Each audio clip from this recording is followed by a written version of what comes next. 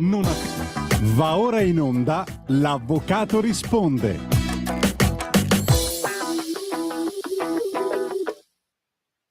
Buonasera a tutti, ben ritrovati all'Avvocato risponde. Allora, quest'oggi siamo io in compagnia dell'Avvocato Colombo. Ciao Giorgia. Buonasera a tutti. Eccoci, ben ritrovati. Allora, ai nostri affezionati radioascoltatori, diciamo che questa puntata è dedicata interamente diciamo, alle questioni condominiali, quindi quelle che sono le problematiche che riscontriamo quotidianamente, che tutti noi che abitiamo in un condominio possiamo riscontrare, quindi come fare per tutelarsi, quando può essere utile rivolgersi a un avvocato, Sì. quando è possibile, diciamo, fare una causa, non esistono solo le cause, cioè vorrei che oggi appunto la collega, l'avvocato Colombo che lavora con me, ci spiegasse un po' quali sono le dinamiche all'interno del condominio che appunto prevedono il coinvolgimento di un avvocato, quindi quante pratiche arrivano, quanti problemi da affrontare per l'avvocato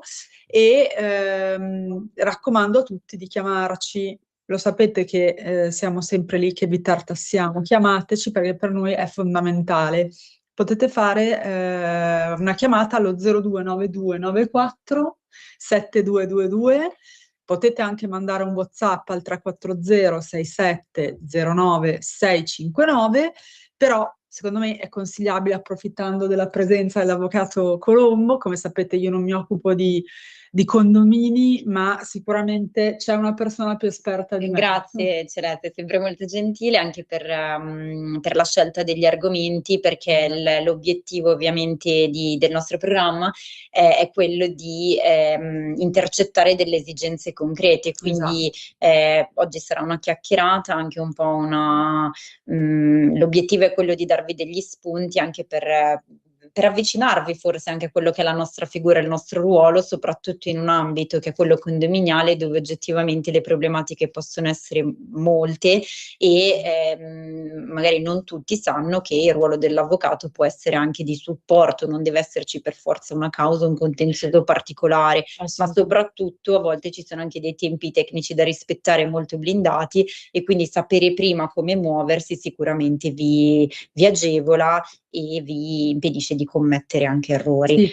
Tra l'altro volevo aggiungere che per fortuna diciamo, le problematiche condominiali passano per lo più, per la maggior parte, tu mi dirai se è vero o meno, anche da una procedura che non è subito in una tribunale. procedura, esatto. Sì, diciamo che no? infatti sicuramente hai fatto questa considerazione sulla base del mio intervento legato ai termini, perché sto ragionando un attimo su quello che può succedere, perché poi l'obiettivo è quello di essere pratici, quindi di parlare di casi concreti. Se voi partecipate a un'assemblea condominiale in cui o non partecipate perché non avete potuto presenziare, sì, o proprio non partecipate, poi in ogni caso ci sarà un verbale con delle delibere che voi potete o ricevere dopo aver partecipato, quindi comunque pur essendo presenti riceverete poi il cartaceo in un secondo momento, o se non siete non avete avuto modo di partecipare, riceverete per la prima volta tramite l'amministratore la delibera, e quindi il verbale con i vari punti all'ordine del giorno, e per ogni punto ci sarà una delibera. Se c'è qualcosa per cui ritenete di avere dei motivi di contestazione, voi dovete procedere con entro un certo con un termine, procedimento vero e proprio, che è quello dell'impugnazione della delibera o delle delibere in base a quelli che sono i punti oggetto di contestazione. Esatto, e dovete farlo entro 30 giorni dal ricevimento del verbale, se non eravate presenti, oppure dall'assemblea, quindi dalla data di assemblea, se eravate presenti. Ovviamente dipende dai motivi per cui voi andate a contestare le delibere. Solo in alcuni casi c'è il termine di 30 giorni, in altre, se la delibera è nulla, non ci sono limiti di tempo. Nel dubbio, e magari quando ci sono sia dei motivi di nullità sia dei motivi di annullabilità, comunque è sempre consigliabile rispettare il termine di 30 giorni. Quindi primo consiglio è non aspettare troppo prima di rivolgervi a un avvocato se ritenete che ci sia qualche problema. Tutte le materie, cioè la tempestività è una delle cose fondamentali, cioè muovetevi subito, perché molto spesso purtroppo interviene la prescrizione. Sì, diventa magari proprio... avete anche ragione, ma non potete più far valere quel diritto, giusto? Corretto. E dopodiché, come dicevi tu, Celeste, non dovete aspettarvi subito una causa, quindi non è che l'impugnativa di delibera condominiale implica necessariamente un giudizio davanti al tribunale, ma esiste questo procedimento di mediazione che è obbligatorio in molte materie che sono previste espressamente. Molto utilizzato perché è diventato obbligatorio in moltissime materie, tra cui quella condominiale. Quindi tutte le volte che si ragiona in ottica condominiale o comunque che le questioni riguardano parti comuni all'interno di un condominio, la mediazione è obbligatoria per legge. Quindi voi per forza siete obbligati a depositare una domanda di mediazione, quindi anche il termine dei 30 giorni viene interrotto dal deposito della domanda di mediazione, anzi, secondo la giurisprudenza ad oggi più consolidata, dalla convocazione che l'organismo effettua per invitare a partecipare al primo incontro di mediazione la parte chiamata. Quindi se è un condomino che impugna della delibera, bisognerà inserire nella domanda di mediazione anche i dati dell'amministratore del condominio, perché l'impugnativa è nei confronti del condominio ma nella persona del suo amministratore pro tempore, e l'organismo di mediazione inviterà questa parte, quindi il condominio nella persona del suo amministratore, a partecipare all'incontro. Che di solito adesso avvengono online. Sì, qui è importante la tempestività, perché ci sono orientamenti che dicono non basta il deposito della domanda, ma anche il fatto che venga portato a conoscenza dell'altra parte. Quindi diciamo che se c'è la PEC si può arrivare anche all'ultimo giorno, se non c'è la PEC è meglio muoversi un po' per prima. tempo. Mi sono fatta degli appunti non conoscendo tanto la materia, la vedo attraverso i tuoi occhi, i tuoi studi. No, allora, quindi si può impugnare una delibera assembleare per appunto quello che dicevi, oltre anche al qui la casistica la casistica è infinita, diciamo che non corretta. Il termine di 30 giorni riguarda, diciamo, dei vizi più formali, che quindi possono essere quelli che stai citando tu, e quindi magari il quorum non è stato rispettato. Questi sono un po', e quindi qui c'è oppure l'omessa convocazione, anche banalmente un condomino non viene neanche convocato. Questo è un vizio che effettivamente comporta l'annullabilità della delibera. Poi ci sono ovviamente di merito. Sì, se ci sono delle decisioni che vanno ad incidere sui diritti sostanziali e quindi incidono in termini di pagamento, su quello che poi è l'impegno economico di ciascuno, che va a derogare quelli che sono magari i criteri di ripartizione. Sto pensando a un esempio concreto: bisogna deliberare un lavoro che richiede... Capita spesso, no, i criteri di ripartizione. Sì, e magari viene indicato in modo errato il criterio di ripartizione, o banalmente l'assemblea decide in quella sede di modificarlo e di accordarsi. A volte capitano ci sono comunque delle situazioni di questo tipo in cui i condomini dicono no, possiamo accordarci per cui 60%, 40%, cioè troviamo un criterio che possa andare bene a tutti, e magari va effettivamente bene a tutti in quella sede assembleare. Peccato che quando c'è un criterio previsto dalla normativa per quel tipo di delibera, e quindi di spesa, e quindi la ripartizione di questa spesa secondo un criterio di legge,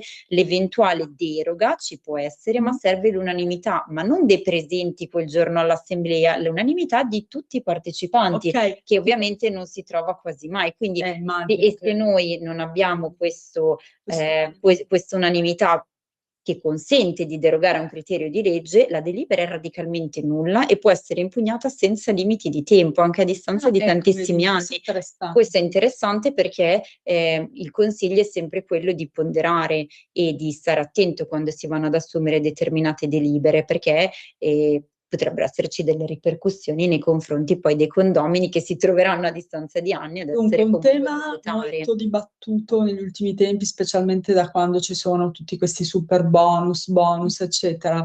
Ecco, in quel caso, se la delibera ad oggetto, per esempio, degli appalti, dei lavori straordinari, e quindi occorre contestare le imprese edili, no, allora lì non è che servono delle maggioranze particolari, nel senso che per la delibera iniziale sì, ma non pensiamo che ci siano dei quorum particolari, anzi banalmente per il 110%, visto che l'hai citato, bastava un terzo.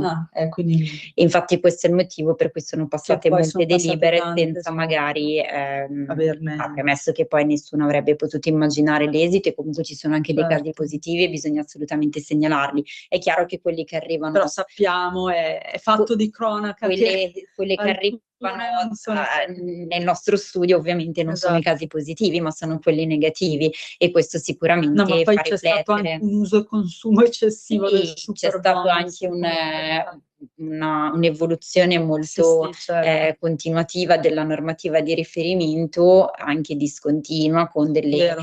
modifiche che hanno davvero danneggiato chi Mh. magari aveva preso delle decisioni sulla base di Certo. informazioni che poi si sono rivelate sbagliate. Però diciamo che è molto complessa secondo me Sì, questo la tema. Poi ci sono questione. state molte imprese magari che si sono inserite, diciamo, sul mercato proprio per questa agevolazione, Certo. magari senza particolari requisiti, quindi abbiamo visto veramente un Di contenzioso, tutto in anzi questi contenzioso ultimi devo anni. dire non tantissimo, inizia secondo me più adesso, perché la maggior Che è parte dei la cantieri conseguenza di quello la che maggior parte dei cantieri sono certo. stati gestiti quando ci sono stati dei rallentamenti nei lavori oppure dei fermi cantieri, si è cercato di ragionare con il general contractor, perché poi c'era sempre Sì. un referente che poi subappaltava il lavoro ad altre imprese, quindi si è cercato di gestire il rapporto per consentire la prosecuzione dei lavori e arrivare nei termini previsti per beneficiare delle aliquote e quindi per rientrare nel superbonus. Però diciamo che anche su questo la casistica è davvero variegata. Volevo Sicuramente sapere comunque il tema delle impugnative condominiali è un tema di cui si parla certo. che comporta un elevato, comunque una buona percentuale del contenzioso condominiale. Infatti è diciamo quello da cui deriva, poi vedremo Poi anche diciamo altri che casi. un altro punto su cui Ed è obbligatoria la sì, mediazione. sì, la mediazione è obbligatoria, e tra l'altro è anche molto vantaggiosa perché dipende sempre dai motivi di impugnazione, Certo. però se sono banalmente dei vizi di forma è molto semplice anche evitare poi il contenzioso, anche perché Chiaro. in ogni caso l'amministratore che aderisce alla mediazione ha i poteri per farlo, soprattutto dopo la riforma Cartabia non è obbligato a passare dall'assemblea per aderire, ma poi per gestire nel concreto quello che è il procedimento di mediazione, quindi prima di arrivare a un eventuale accordo, anche a chiudere in modo negativo la procedura, deve passare dall'assemblea, quindi c'è sempre un passaggio assembleare, e se c'è da ridiscutere lo stesso punto all'ordine Esatto, del magari giorno, evitando di arrivare in giudizio, anche ma banalmente per sanare questo già lo quell'eventuale diciamo vizio, sempre. Come certo. vedete, ci sono gli strumenti, l'abbiamo detto anche settimana scorsa con l'avvocato Leonardi, ma lo diciamo in ogni puntata, cioè in ogni ramo del diritto, come vedete, se volete, certo, dovete essere tempestivi, trovare un bravo avvocato, tutta una serie di circostanze ovviamente, però cioè, la causa si può anche evitare. Cioè, io lo dico sempre, l'avvocato non è più, grazie negli ultimi anni a appunto questi strumenti deflattivi, no, delle azioni giudiziarie, si può appunto addivenire ad un accordo appunto scritto, ad un accordo, sì, conciliativo. Sì, allora diciamo che il stragiudiziale. nostro ruolo, secondo me, anche la mentalità dei Ormai nostri non colleghi è e solo la nostra mentalità di avvocati sta virando, diciamo, da un contenzioso obbligatorio, perché prima non c'erano alternative, a un ragionare su tavoli diversi, quindi cercare di intavolare trattative in modo concreto, quindi anche quando si aderisce o si attivano questi procedimenti, se qualche anno fa lo si faceva solo perché si doveva soddisfare, si dice, una condizione di procedibilità, quindi essendo obbligatorio non si poteva andare davanti al giudice senza aver dimostrato di essere passati da queste procedure tramite gli organismi di mediazione. Oggi l'approccio mentale, quindi lo spirito con cui ci si siede al tavolo della trattativa e mediazione è completamente diverso e mira proprio ad evitarlo il contenzioso, tant'è che il mio studio ha delle buonissime percentuali di successo in mediazione, non è l'unico, cioè mi rendo conto che ormai, e tra l'altro con la riforma Cartabia, i giudici in prima udienza tendenzialmente devono tentare la conciliazione, ma questo ormai in tutte le cause. come già nella tua materia è molto nella più previdenza, nel previsto. lavoro, cioè lo vediamo, ma è per quello che trovo ingiustificato, per quanto poi magari ognuno di noi ha le sue ragioni, o lo diciamo sempre, questa Sì, paura, certo. questo timore nei confronti, diciamo, degli avvocati o di una causa che effettivamente un tempo si diceva le cause sono lunghissime, Sì, vero, a parte che si sono anche un po' accorciati. Allora, teoricamente oggi il anche dopo giudizio il di primo Covid, grado dovrebbe giusto? durare 3 anni, almeno nel Sì, ma una civile. volta si diceva anche 10. No, adesso giusto? abbiamo comunque ci sono Esatto, ci sono comunque comunque dei termini più limiti, poi corti. ci devono essere dei motivi anche per i giudici per Chiaro. superare, diciamo, queste Ovvio che se tempistiche. ci sono magari prove o con, non so, CTU, chiaro che se ci sono delle... Dipende sempre dalla complessità appunto, della causa. Però tendenzialmente non è ormai una antica leggenda che durino 10 anni, e poi io penso che comunque se ne valga la pena deve essere fatto. Però come vedete si può appunto come dire, anticipare la soluzione grazie a questi strumenti deflattivi dell'azione Sì, e giudiziaria. funzionano molto funzionano bene, perché bene. come dicevi tu ormai in tutte le materie, e poi se non Esatto. dovessero funzionare comunque il giudice tenta la conciliazione tra le Esatto. parti, cioè noi ormai assistiamo a delle udienze in cui, a parte che cerchiamo di portare personalmente anche le parti, i nostri assistiti, Esatto. perché il tentativo di conciliazione come la mediazione è delle parti, quindi se in mediazione è obbligatoria la presenza della parte assistita dal suo avvocato, anche in prima udienza Anche è in prima altamente udienza, consigliato sì, oggi andiamo. partecipare con i clienti, ma perché il giudice giustamente si rivolge alle parti. Esatto. Noi possiamo farci dare delle indicazioni più o meno precise, però poi è anche il giudice che, dirigendo l'udienza, può indirizzare in un modo piuttosto che in un altro la discussione. Questo potrebbe anche portare a delle soluzioni che prima sarebbero state impensabili, quindi sicuramente questo cercare di evitare che sia una sentenza a dover decidere per le parti è assolutamente consigliato in tutte le materie e frequente, cioè ormai è un po' la regola, ecco, mi sento di dire. Allora, voglio anche dirvi questo, sempre nell'ottica di questo, diciamo, nuovo o negli ultimi anni rinnovato ruolo dell'avvocato, che non è più solo quello che va di fronte al giudice e fa valere le sue ragioni. L'avvocato Colombo, come altri colleghi, nel condominio, appunto, sulle tematiche condominiali, vabbè, seguendo anche molti amministratori, peraltro, non solo appunto sì, noi come condomini, studio seguiamo tendenzialmente più gli studi di amministrazione. Però quello che volevo dire è che voi avvocati dei condomini, chiamiamovi così, avete anche la possibilità proprio di essere chiamati nelle assemblee, di partecipare, lei ride già alle assemblee, perché comunque vi dà diciamo la possibilità, no, di essere partecipi attivamente e far valere appunto le ragioni o del condominio o del singolo. Quindi l'avvocato ha anche questo ruolo di intermediario, magari anche per evitare. Diciamo che è un servizio che secondo me è giusto offrire, perché che va poi a vantaggio ovviamente del condominio nella sua interezza, perché ci sono sicuramente dei casi in cui è altamente consigliato, perché se ci sono delle liti, delle cause, esatto, anche mediazioni, comunque delle situazioni che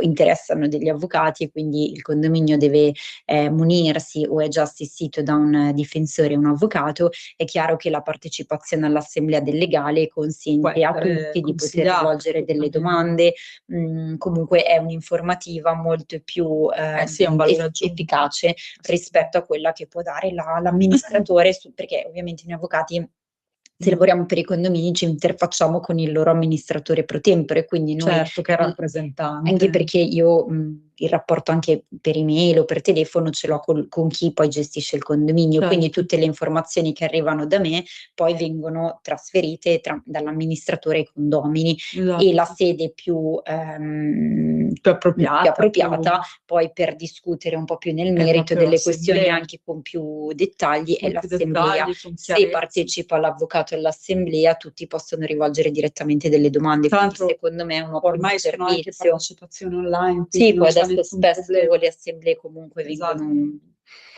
Si è tutto più, come dire, reso più facile, no? La partecipazione per i singoli poi a condomini. Volte secondo me per alcune questioni rimane preferibile la modalità in presenza. 029294 7222, insisto, perché non vi capiterà più un'occasione del genere, avere l'avvocato risponde in condominio, aggiungo questo pezzo oggi, è sicuramente un qualcosa di non usuale, quindi 029294 7222. All'interno del condominio vivono i vari singoli condomini. Sì, certo. Così come nella vita capita anche in un condominio che è una piccola comunità, certo. ci sono ovviamente, ci possono essere, quale condominio non ce l'ha, la vicina antipatica, il disguido, non lo so, il rumore molesto, l'immissione di fumi, perché se magari c'è sotto Ah sì, il un bar, un ristorante, bar, ristorante, e lì anche di ci sono rumori. Sì, perché le ho sì, sì. viste, ci sono capitate tantissime occasioni del genere. Voglio sapere da te, appunto, in base alla casistica che tu hai seguito in tutti questi anni, quali sono, diciamo, i casi più frequenti, più eclatanti di contenziosi tra vicini, che effettivamente secondo te può valere, quando veramente vale la pena dire ok, forse è meglio che intervenga l'avvocato, e ci sono comunque delle limitazioni anche, immagino. Ma allora no? sicuramente il Cioè, mio consiglio è di non litigare. Esatto, cioè nel senso, questo lo diciamo, cercate no, nel di senso stare che se ci sono, tranquilli. il primo consiglio è mantenere dei buoni rapporti di vicinato, Certo. quindi non tutte le liti, diciamo, tra condomini devono arrivare agli avvocati, secondo me, nel Sì, senso vero. che Sì, piuttosto però si come stai segnalano bene anche alcune tu. situazioni Sì, però come all'amministratore. stai bene anche tu, Sì, sì, sì, sì, prima però si prova a dirimerle magari tra loro, ma spesso ci vuole l'intervento di un terzo, perché altrimenti sì, no. però secondo me, anche per non fomentare delle situazioni che poi potrebbero degenerare, perché comunque Sì, ricorda a certo. tutti che la vicinanza rimane forzata finché si abita all'interno del condominio, Sì, è vero. quindi anche avere un vicino con cui si parla tramite lettere di avvocato, Tra l'altro credo che sia la soluzione. l'avvocato Colombo ha seguito una mia vicenda personale della mia famiglia con grandi risultati, e devo dire che lì purtroppo era il classico caso dove la vicina arrivata dopo i miei, che erano lì da anni, anni, anni, purtroppo ne ha un po' combinate, vabbè. Però per fortuna abbiamo fatto valere Sì, le nostre assolutamente. ragioni, ecco, senza Sì, però problemi. non era un caso in cui cioè, non c'era, il mio consiglio è di evitare proprio Sì, quando no, anzi, secondo me lì non c'erano neanche grosse, però no, nel senso, senza dare dettagli ovviamente, però si è sì. gestita quando è stato necessario tramite Esatto. avvocati, però senza litigare direttamente. Cioè, il mio consiglio è di evitare di acuire e di creare tensioni Sì. in contesti dove la vicinanza è Anche forzata, una quindi convivenza forzata, anche diciamo, perché da poi porta a porta. alcune situazioni purtroppo degenerano nel penale, ecco, quindi perché poi quando la gente inizia, alla fine per pretesti magari banali si arriva veramente a situazioni poi che non si riescono più a gestire, quindi il mio consiglio è sempre non litigare, cioè cercare di evitare il più possibile situazioni problematiche quando magari ci sono delle persone che cercano a tutti i costi Poi il è chiaro che in quel litigio. caso tu dicevi, prima di tutto bisogna avvertire l'amministratore, perché è sempre bene che l'amministratore conosca tutte le Sì, vicende sì, no, del ma anche perché condominio. poi se ci sono anche Quindi lui va schiamazzi, avvertito, esatto. Sia per i situazioni rumori, di sia per questo tipo, c'è un magari. regolamento condominiale da Esatto, far rispettare, perché comunque abbiamo sempre la clausola che certo. richiede il mantenimento e il rispetto della quiete e della tranquillità di tutti, quindi secondo me Esatto. il soggetto deputato a farlo rispettare è l'amministratore, quindi è il primo che deve essere interessato, sicuramente il condominio poi o tramite comunicazioni, gruppi WhatsApp, email, ormai Sì, chi più ne ha più ne ormai, metta, o esatto. tramite anche la solita affissione cartacea in condominio, Ecco. le comunicazioni arrivano a tutti e le informative. Esatto. No, invece casi più, diciamo, interessanti, ma più che interessanti, più problematici, che quindi necessitano l'intervento magari di legale, come dicevi tu, se ci sono dei bar o delle attività, a volte effettivamente ci sono dei problemi di immissioni rumorose, e mi è capitato di seguire Poi dopo la pubblicità ne parliamo. assolutamente. No, volevo concentrarmi solo, tanto per prima che arrivi la pubblicità,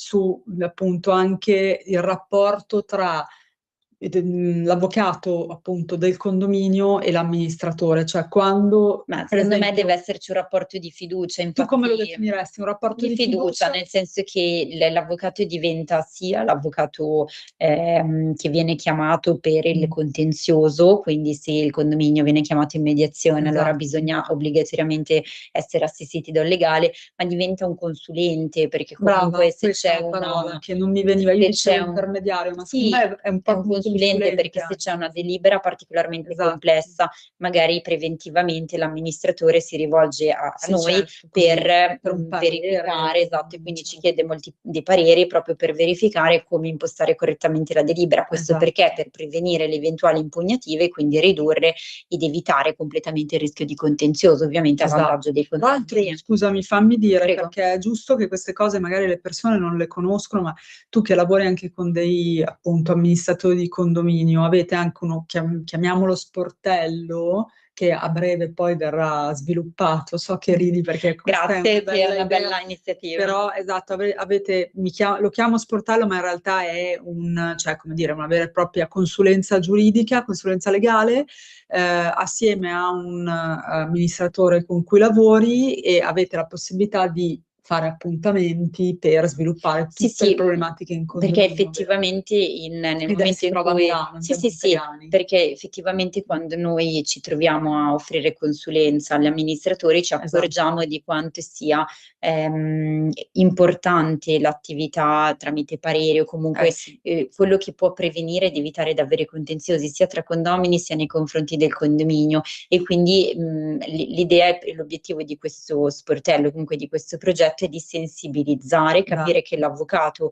assolutamente può essere interessato senza che ci sia necessariamente un problema nell'immediato, quindi non quando uno riceve l'atto di citazione deve venire dall'avvocato. Sì, è sempre nell'ottica di prevenzione. Veramente devo vendere la casa, non so bene come muovermi per vari motivi, perché non interessare a un avvocato? Io mi rendo conto che molti contenziosi che poi hanno dei costi rilevanti e possono essere molto impegnativi per le parti, si sarebbero ben potuti evitare tramite una consulenza anche con un costo assolutamente Giorgia, io lo dico sempre, anche nell'ambito previdenziale, noi le consulenze, le prime consulenze, molte persone vengono da noi e dicono: ah, ma perché devo fare la prima consulenza? Io voglio fare causa, e sono diretti con quest'idea.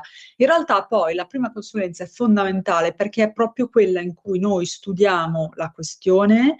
A volte ci serve più tempo, a volte lo facciamo, va bene farlo subito, diciamo, riusciamo subito a cogliere quali sono i presupposti, e io magari ti riesco anche a indicare la strada migliore. Come diciamo sempre, non è detto che sia la causa, quindi magari perché perdere tutto questo tempo e fare una causa? Quindi la questione di mentalità è fondamentale, il parere iniziale. È proprio una questione di avvicinare, secondo me, la nostra figura a chi pensa di non avere né mai bisogno, se non quando mi trovo in una situazione contenziosa, quindi in cui ricevo un atto di citazione, e solo al limite, sensibilizzare sul fatto che la prevenzione anche nel legale, nell'ambito mondo legale, è fondamentale. Noi in questa sede, nell'Avvocato Risponde su Radio Libertà, lo diciamo sempre, anche perché io penso alla materia immobiliare, che è quella di cui mi occupo io. L'acquisto di una casa potrebbe essere l'unico che uno fa nella vita, nel senso che uno assolutamente, perché non interessare un legale se ha dei dubbi, se ci sono delle questioni che potrebbero creare dei problemi. Parlare anche di quello. Adesso mandiamo sicuramente, immagino, la pubblicità, perché siamo a mezz'ora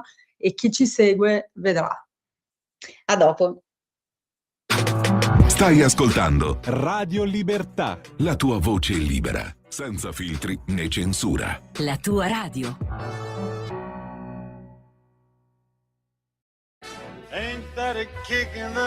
ascolta i tuoi programmi preferiti, le notizie, la musica che ami e non solo. Con l'app di Radio Libertà puoi interagire con i conduttori, anche quando sei in movimento. Non aspettare, cerca Radio Libertà nello store del tuo smartphone o tablet e scarica l'app gratuitamente. Radio Libertà, tutta la radio con te. Scopri di più su radiolibertà.net. Semplicemente la tua radio. Radio Libertà. In un mondo in cui i mezzi di informazione vanno verso una sola voce, una radio che di voci vuole averne tante.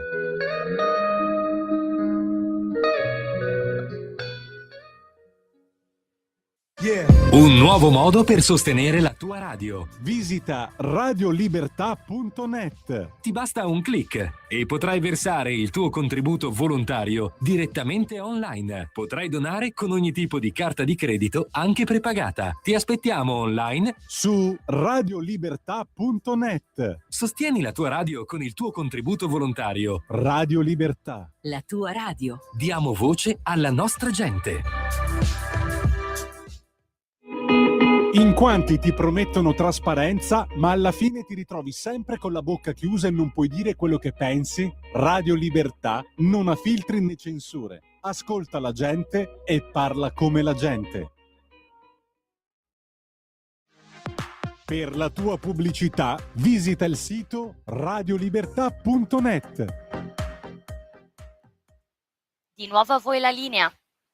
Sì, ecco, bentornati. Grazie. L'avvocato risponde. Allora, noi siamo qua che vi chiediamo di chiamare. Se avete piacere potete farlo allo 02 9294 7222. Sono qui con l'avvocato Colombo e parliamo appunto, stavamo affrontando il tema delle problematiche in condominio, quanto sia importante il ruolo, la figura dell'avvocato come consulente anche, oltre che avvocato che instaura la causa.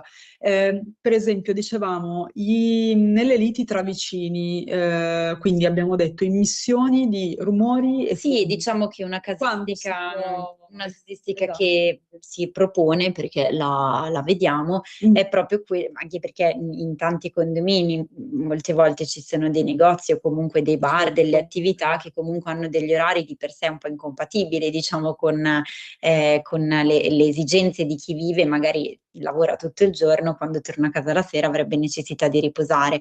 Ecco, diciamo che c'è sempre qualche condomino che lamenta questo problema, se ovviamente poi dipende ovviamente anche dalla posizione dei vari appartamenti, perché l'incidenza non è uguale per tutti, però a No, volte certo. ci sono delle situazioni in cui vengono lamentate queste immissioni così Quindi in rumorose quel caso, o anche di fumi, come dicevi però ci prima. devono essere dei Quindi in quel presupposti, caso, no, per fare per caso. fortuna, abbiamo comunque una normativa di riferimento contenuta anche nel nostro codice civile, Sì. che parla di immissioni che ovviamente devono superare una certa soglia di E tollerabilità. come si fa a stabilire Tramite questa soglia? ci sono delle norme tecniche che determinano bisogna quelle che chiamarle sono le tecniche. soglie, quindi bisogna sicuramente, allora, per evitare costi nell'immediato, si deve segnalare il problema intanto o Assolutamente. all'amministratore o al diretto interessato.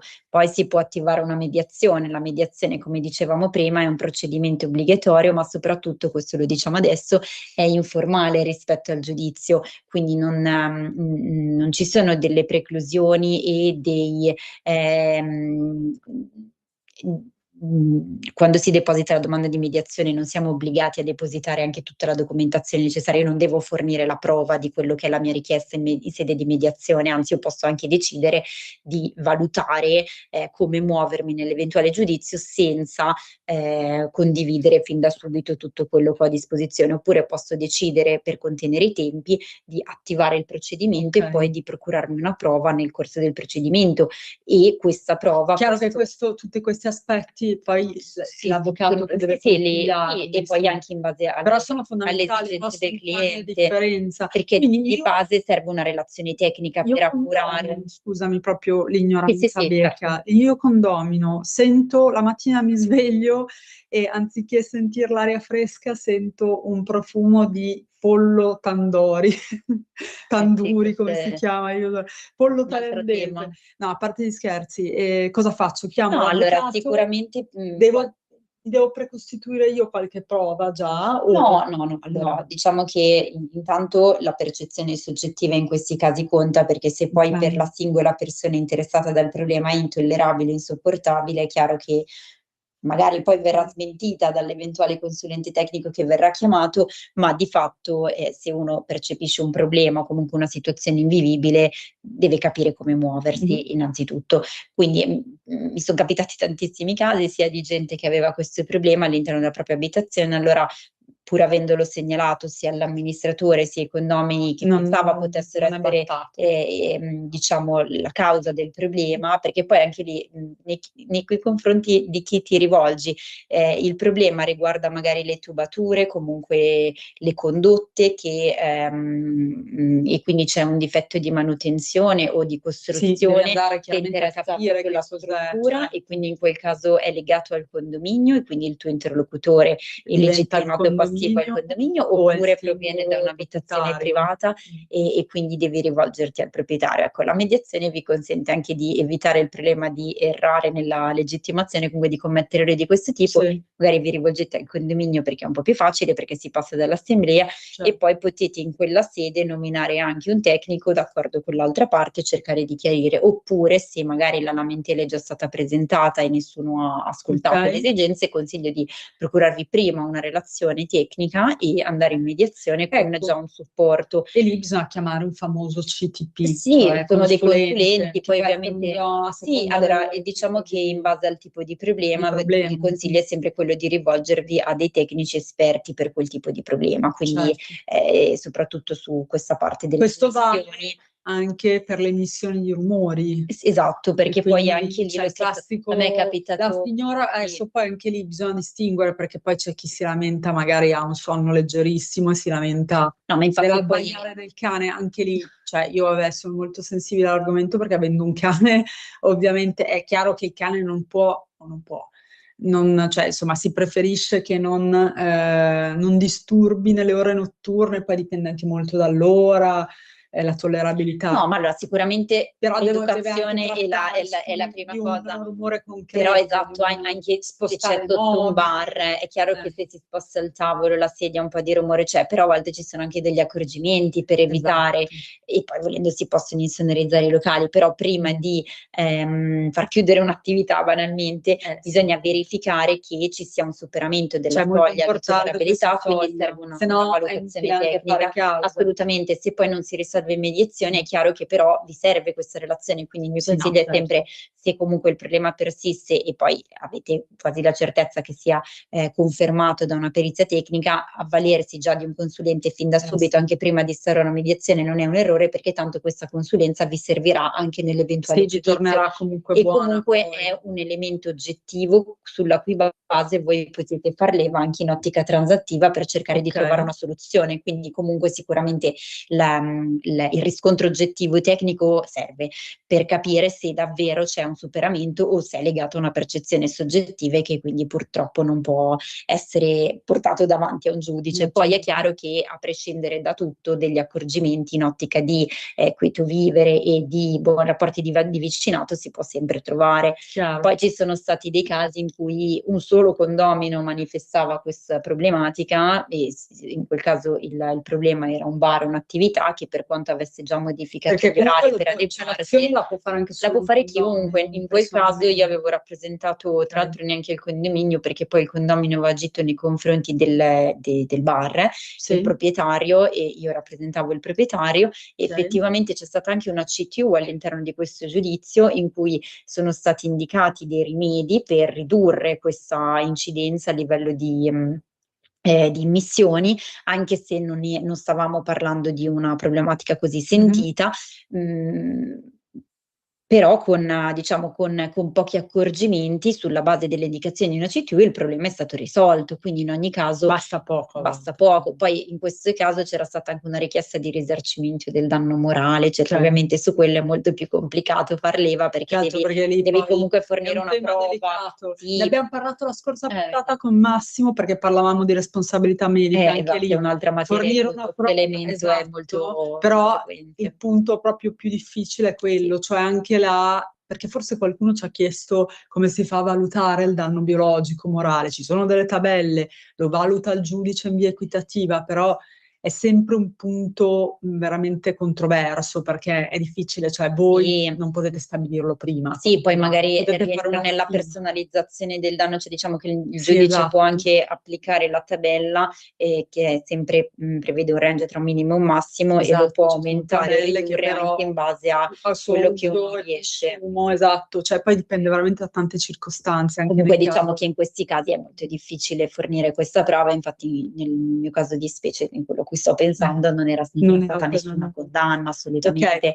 E poi diciamo che queste sentenze devono essere, qualora si arrivasse a sentenza, perché ci sono anche la CTU, ecco lo dico, quando il giudice formula un quesito tecnico e nomina un consulente, come prima richiesta il consulente deve tentare la conciliazione tra le parti, quindi dopo il primo sopralluogo e il primo incontro tecnico, spesso che viene effettuato alla presenza delle parti e degli avvocati, il CTU deve comunque tentare la conciliazione. Cioè, vedi che anche lì in quel caso assolutamente il tempo l'obiettivo è sempre quello torna, di- e meno male, aggiungo, perché assolutamente. almeno insomma, cioè, si va speranzosi in aula di tribunale anche di finire un po' prima e di riuscire a trovare un accordo. In generale è una regola di vita, quando si riesce ad andare d'accordo è sempre meglio. Ma volevo invece sapere, cioè questa è una domanda che ti faccio io, ma invece per quanto riguarda le problematiche di eventuali infiltrazioni, prima dicevi dei tubi condominiali, eccetera, anche quelle lì è sono un tutto po' un altro ostiche, mondo. ma passano dalla mediazione anche quelle? Allora diciamo che lì prima cosa l'amministratore deve aprire il sinistro e gestire Diventa bene un il sinistro, quindi perché sì, si qualsiasi chiama problema l'assicurazione. lì devi aprire il sinistro, No, c'è il perché mi è capitata perito, una cosa bisogna sensibile, verificare di che cosa si tratta, se riguarda una parte comune comunque deve esserci, secondo me anche questo è un altro dei casi come dicevamo prima in cui la tempestività è fondamentale, Certo, perché poi potresti compromettere tutto l'esito successivo. In questa fase, diciamo, la gestione del problema è fondamentale, anche perché poi si deve intervenire per rimediare.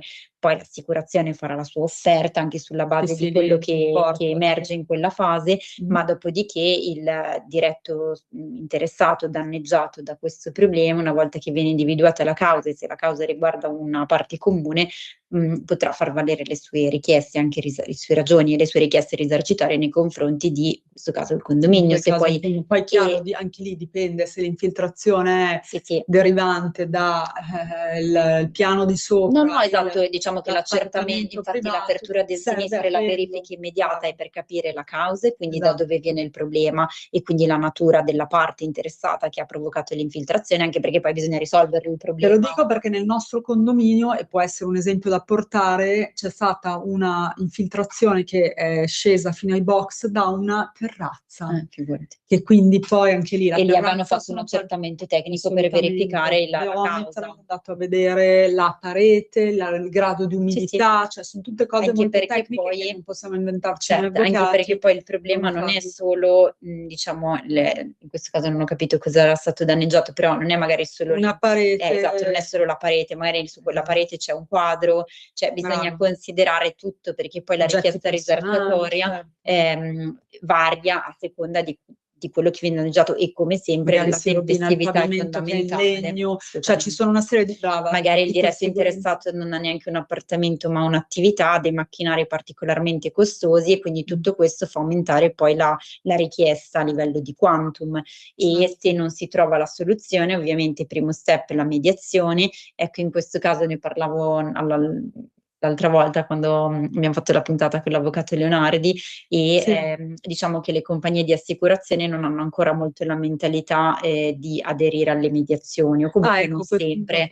quindi diciamo che a volte saltano purtroppo, quindi saltano questo passaggio o comunque non entrano nel merito delle questioni e sì, preferiscono pagare su sentenza, però ovviamente lo dico sorridendo perché non voglio generalizzare perché ovviamente non è sempre così e comunque diciamo che se saltano le trattative in questa sede è perché non è integrato completamente il contraddittorio. Invece in giudizio ovviamente le compagnie si costituiscono e diventa molto più attivo. Chiaramente sarebbero contumaci, poi diventa però diciamo che l'iter è sempre lo stesso e quindi anche in questi casi il nostro ruolo è quello di supporto. Assolutamente. Ti faccio un'altra domanda perché per esempio è molto usata nella mia materia la procedura di ATP.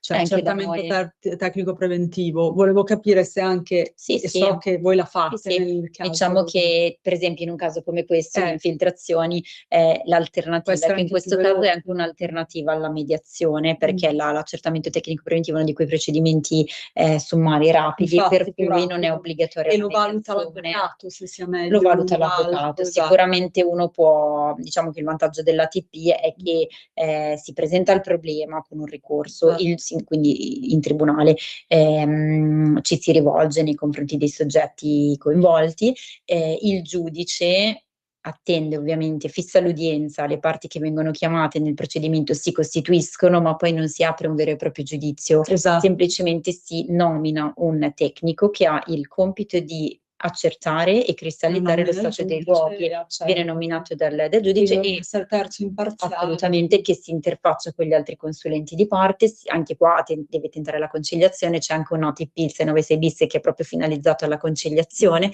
però il procedimento in sé si conclude con una perizia, non con una sentenza, e sulla base di questa perizia, come nella tua materia. Nella previdenza, chi vuole, come dire, contestare il verbale INPS perché non ha ricevuto il 100% di invalidità o quello che è il grado che ritiene, o l'accompagnamento, si fa la stessa cosa. Quindi il giudice nomina lui, il medico, visita nuovamente, si conclude con un'ordinanza in quel caso. No, nel nostro caso proprio con una perizia che può essere una prova, anzi è una prova che può essere utilizzata nell'eventuale giudizio di merito, perché non essendoci una condanna, una sentenza che può imporre, diciamo, si cristallizza lo stato del luogo, anche eventualmente se ci sono delle esigenze per poi intervenire, ripristinare, e sulla base di questa perizia, se non si trova l'accordo al termine del procedimento, la parte interessata può chiedere, instaurando un giudizio vero e proprio, la condanna a chi a quel punto si apre il giudizio sulla base di questa perizia, che diventa una prova che si è formata nel contraddittorio delle parti, quindi è opponibile a tutti.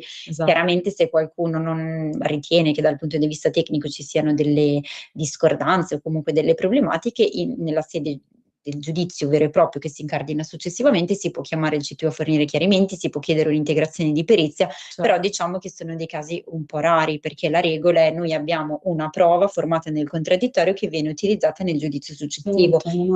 Prima si interviene dal punto di vista tecnico, poi dal punto di vista sì, i passaggi sono molto chiari. È chiaro che bisogna affidarsi a un esperto, a un professionista, specialmente che queste materie e anche qui la tempestività è importante. Tempestività, ecco, mi piace anche dire che noi, così come nella previdenza lavoriamo abbiamo tutti i tipi di esperti, perché abbiamo il medico legale, ma anche l'avvocato Colombo lavora con esperti. Alla fine nella nostra materia, che ci sia un certo, così se siamo serve, in contatto con una serie di consulenti, perché appunto ognuno fa il suo lavoro, cioè noi non abbiamo la parte tecnica, non possiamo essere tecnici. E poi lavorando tanto in tribunale conosciamo anche i quelli, CTU, certo, quindi abbiamo alle liste del esatto, tribunale. quindi ci sono anche dei consulenti che sono sia iscritti nelle liste, sia che poi svolgono il ruolo di consulenti tecnici di parte, e sapendo come si ragiona in ottica giudiziale, perché già magari sono stati chiamati a svolgere il ruolo di CTU, sicuramente può essere utile averli anche come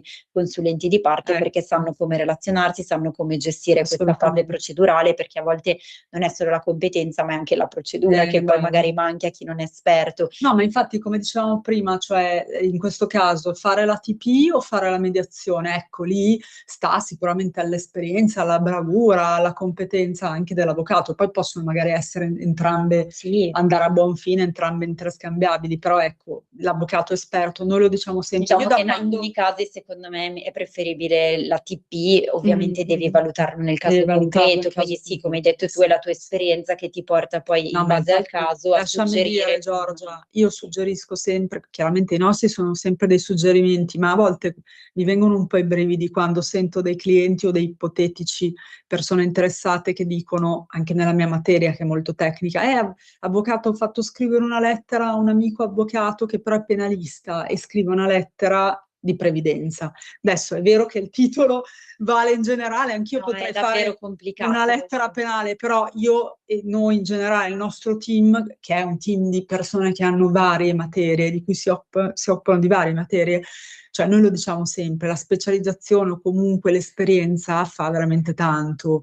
Cioè io non mi improvviso penalista né né avvocato condominiale, quindi cioè, a seconda poi della materia veramente è necessario, secondo me, dirottare le varie, appunto, le varie problematiche a chi è veramente E esperto. far Perché rete l'esperienza creando un fa team tanto. di professionisti Cioè, con tu ne competenze tu sono trasversali. 20 anni, sono 15 anni che ne vedi, sì esatto, non ti voglio alzare l'età. No, però, cioè, per dire, comunque è tanto tempo che ti occupi sì. di questo e anche di diritto immobiliare. Infatti volevo spendere Sì, gli sì. ultimi 5 minuti Sì, e anche poi secondo me, come dicevi per prima, l'altra lavorare materia. in team, anche perché molte questioni sono Esatto. trasversali. Quante volte ci Assolutamente. capita di lavorare Sì, certo. in sinergia, perché ci sono dei profili che riguardano la mia materia e dei profili che riguardano la tua, idem per quanto riguarda il penale, perché poi magari non ci sono i profili penalistici, ma se ci può essere anche Però solo il magari dubbio un di un procedimento risvolto, all'atere, uno certo, però non sicuramente lo siamo deve. noi a improvvisare. No, abbiamo dei Abbiamo penalisti, i cioè nostri l'obiettivo è colleghi. quello poi di non Certo. sottovalutare e analizzare tutti i profili, perché Assolutamente. secondo me la forza di uno studio È è quella, quella cioè, di lavorare in team per verificare un po' diciamo che sì. ci siano tutte le competenze, visto che nessuno di noi può No, ma soprattutto essere perché appunto, generalista. cioè più hai, più c'è esperienza, più c'è anche praticità, competenza, perché l'esperienza poi è anche un po' sul campo. Quindi se ne hai viste tante, detto proprio in parole povere, è ovvio che hai più probabilità di anche saperle affrontare, sapere anche come affrontarle, perché è quello, cioè a volte Ma è solo certo. teoria, no? In realtà anche molto pratica, perché la teoria dice in un modo, ma in realtà poi la pratica ti induce anche a No, fare molte molto volte è veramente una questione di interpretazione e Esatto, l'interpretazione poi che prevale e che deve prevalere è quella che viene seguita dalla maggior parte dal delle caso sentenze, concreto, quindi dalle dalla sentenze. giurisprudenza maggioritaria. Quindi sicuramente dobbiamo fare uno studio approfondito, però se già conosciamo gli orientamenti del Esatto. nostro tribunale, questo ovviamente ci dà anche, ci agevola nelle Io non lo sapevo, nelle invece per scelte. immobiliare io lo so cosa fai, ma cioè, quali sono velocissimamente carrellata di problematiche che possono, dove l'avvocato è importante per il diritto immobiliare, quindi i contratti, compravendite. Sì, allora diciamo che noi cerchiamo di assistere un po' tutti i clienti che vengono ovviamente nel nostro studio con delle problematiche che riguardano gli immobili in generale, ma può essere legato anche a una successione, per esempio, anche a una separazione. Cioè, la verità è che è difficile poi focalizzarsi su un caso specifico, perché essendo comunque uno studio di diritto civile, Certo. noi ci occupiamo a Però 360 appunto gradi di con queste il termine questioni. immobiliare, Tutto ciò che riguarda gli immobili, esatto, che sia cioè, tu hai all'interno di un l'immobile. condominio, che sia all'interno appunto di un rapporto familiare in cui Chiaro, magari interviene chiaro. una separazione, perché noi comunque gestiamo anche questo O una tipo di successione, problemi. sì, Le sì. successioni, studiava una collega molto esperta di successioni, perché quella è un'altra materia molto delicata. delicato. Infatti lì lavoriamo anche a stretto contatto con i notai, perché io sono Beh, lì sì, convinta, è necessario il a notaio. prescindere poi dall'intervento Forza. necessario del notaio, però secondo me anche a livello consulenziale è opportuno comunque Consultarsi avvalersi con il fin da notaio, subito sono d'accordo. della preparazione di un notaio, che sicuramente su questa materia Sì, è beh, fondamentale, sa esperta più come aspetti di quelli che assolutamente. può sapere magari un avvocato, sicuramente. E poi un'altra questione che purtroppo Capita. vediamo frequentemente sono le formalità pregiudizievoli sugli immobili. Tantissime persone che sono magari proprietarie, anche pro quote di immobili, bravo. arrivano nel nostro studio perché si sono accorti che c'è un'ipoteca, un pignoramento. Lì è Quindi vero, comunque noi capita più di frequentiamo frequente di molto di quello che uno possa pensare, quindi noi frequentiamo spesso. Cioè, se su un immobile si scopre dopo che, beh, chiaramente il notaio immagino che anche lui No, possa però avere magari qualche ci sono delle responsabilità, no? situazioni in cui sei pro appunto si quota scopre proprietario che- di una casa e magari Chiaro che scopri lì che sei sulla bloccato, quota non di puoi un tuo fare niente. familiare, parente, sorella, fratello c'è un'ipoteca di un certo tipo. È chiaro che se tu sei comunque comproprietario vieni informato, perché ti arriva la Per notifica, forza, sì. sei a conoscenza di questo, anche se viene pignorata una quota di un bene di cui tu sei comproprietario, devi Certo. essere avvisato, quindi comunque tu prima o poi vieni a sapere questa situazione, oppure peggio, Ok. magari non hai dimestichezza con quella che è la normativa di riferimento, ricevi un atto giudiziario, non hai tempo di ritirarlo, non hai modo di farlo, ti perdi la notifica per vari motivi ricevi un altro atto giudiziario, ignori la notifica, alla fine ti trovi un pignoramento sulla casa dove magari vivi con la tua E lì sono famiglia. problemi. E quindi in questo caso, cioè, sicuramente il nostro intervento è necessario, anche perché veramente quando ci sono questi casi il rischio di perdere la casa dove si abita, quindi è subito utile rivolgersi a un avvocato per capire come intervenire per liberare il proprio bene e diciamo procedere serenamente, anche perché tutto si risolve, ovviamente prima si trova e si scopre che c'è un problema, più è semplice Anche perché risolverlo. poi se si scopre, cioè appunto siete bloccati, non potete venderlo, fare nulla. Vabbè, se si è comproprietari e c'è una quota infatti. pignorata o comunque ipotecata, sicuramente è un tema da È un gestire. tema. Però quantomeno diciamo che chi non ha la quota ignorata non ha nell'immediato il pensiero di problema. perdere il suo bene, anche perché poi ovviamente quando i beni sono pignorati in parte, non in toto, sono anche molto più difficili da vendere, ci sono una serie di complicazioni. Però se uno davvero perde le notifiche di atti giudiziari, quindi un eventuale decreto ingiuntivo, atto di precetto, pignoramento immobiliare, davvero uno si trova la casa dove abita, che poi No, magari lì sono problemi. c'è gente che ti E c'è chiama gente quando che esce il perito per ecco, fare anche lì la l'evidenza. tempestività, cioè Non potete ignorate gli atti. potete chiamare all'ultimo, esatto, è successo, mi ricordo che ne E parlo, spesso ci dicono che ma io non l'ho ritirato. con l'utenza già fissata di pignoramento piuttosto che la banca, che anche per i sì. pignoramenti presso terzi. Io ripeto, non è la mia materia, ma lo vedo dai colleghi, arrivano con già le cose praticamente avviate e l'atto non è possibile, allora a meno che non sbaglino indirizzo, non è possibile di vostra residenza, non è possibile che non riceviate l'atto, cioè di solito l'ufficiale non è le poste, non si No, sbaglia. anche io sento ancora Difficile delle questa- persone che mi dicono ma io non l'ho ritirato, come se fosse una scelta. cartolina. E Cioè, in realtà fammi dire. assolutamente, anzi è proprio un errore, perché per chi effettua la notifica, quindi ci sono dei termini che... ma ci sono anche proprio dei metodi di perfezionamento della Esatto. notifica, a Che si prescindere considera dall'effettiva perfezionato conoscenza quando- dell'atto. E se io l'ho notificato tramite l'ufficiale giudiziario che non ha trovato magari la persona ma ha lasciato l'avviso e poi l'ha depositato in posta e poi nessuno l'ha ritirato e quindi torna al mittente, in ogni caso si è perfezionata la notifica. Certo. Quindi l'errore per chi non l'ha ritirato è proprio quello di non sapere che cosa c'è nell'atto, Chiaro. e quindi magari avrebbe no, e potuto fate evitare peggio il poi, pignoramento. esatto, potevate magari evitarlo, invece poi vi trovate con delle conseguenze che poi altro che chiamare solo l'avvocato. No, ma anche perché lì poi sono- aumentano molti costi. Brava, Perché magari... lì sono bei costi poi, che non sono i costi di una semplice appunto difesa, opposizione al pignoramento, e poi anche lì ci sono dei termini, non è che si può svegliarsi dopo 3 anni e eventualmente opporsi. Comunque Giorgia, io prima che qua dobbiamo chiudere, esatto, dobbiamo chiudere. È passato un'ora e non ce ne siamo neanche Assolutamente, come sempre Sempre un piacere, piacevolissimo. Poi sicuramente riavremo Giorgia all'Avvocato Risponde, perché appunto Grazie. ci fa molto piacere, e spero che le prossime puntate possiate chiamarci, vi invito Sì, sempre a ovviamente chiamarci magari e scriverci anche sulla base di quello che magari è emerso in questa chiacchierata, Esatto. se avete dei casi pratici da sottoporre alla nostra attenzione o magari di cui volete Potete parlarci anche nella prossima scriverci, puntata, studio mi fa legale piacere. @dirittissimo.com, lo diamo ogni puntata. Io ringrazio tutti, come sempre, auguro un buon weekend a tutti, a giovedì prossimo. Grazie Giorgia. Grazie Avvocato Celeste Colombo. e grazie a tutti per averci ascoltato. Buon Arrivederci. weekend, arrivederci. Avete ascoltato L'Avvocato Risponde.